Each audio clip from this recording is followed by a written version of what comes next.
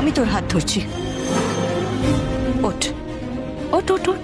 তুই পারবি না রে। আমি তোকে তুলতে পারবো না। এতদিন তো আমি।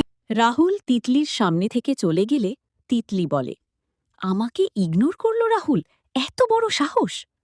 রাহুল বলে, ড্রামাবাজ মেয়ে একটা, এর হাত থেকে কবে যে নুস্তার পাবো জানি না। তিতলির মা আর কাকিমা টেনে তোলে তিতলিকে আর বলে, তুই তো ওঠার চেষ্টাই করছিস না। রাহি ভাবে, তিতলি তার মানে এতক্ষণ নাটক করছিল।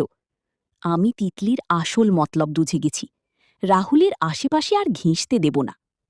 পিসি ঠাম্মা বলে, যাক, ঠাকুরের কৃপা আছে তোমার ওপর, আমি তো ভাবলাম পা ভেঙে গেছে।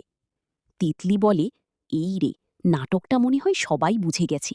ইস, খুব মাথা ঘুরছে, আমি সকাল থেকে উপোস করে আছি। পিসি ঠাম্মা বলে, আহারে, অসুস্থ শরীরে উপোস করেছ? তিতলিকে তার মা বলে, বাড়ি গিয়ে তোর ব্যবস্থা করব। রাহিকে পিসি ঠাম্মা বলে, যাও, ঘরে নিয়ে গিয়ে বোনকে শুইয়ে দাও, একটু বিশ্রাম করুক মেয়েটা। রাহুল ভাবে, আমার ভাগ্যটা ভালো যে এই মেয়েটাকে বিয়ে করিনি আমি।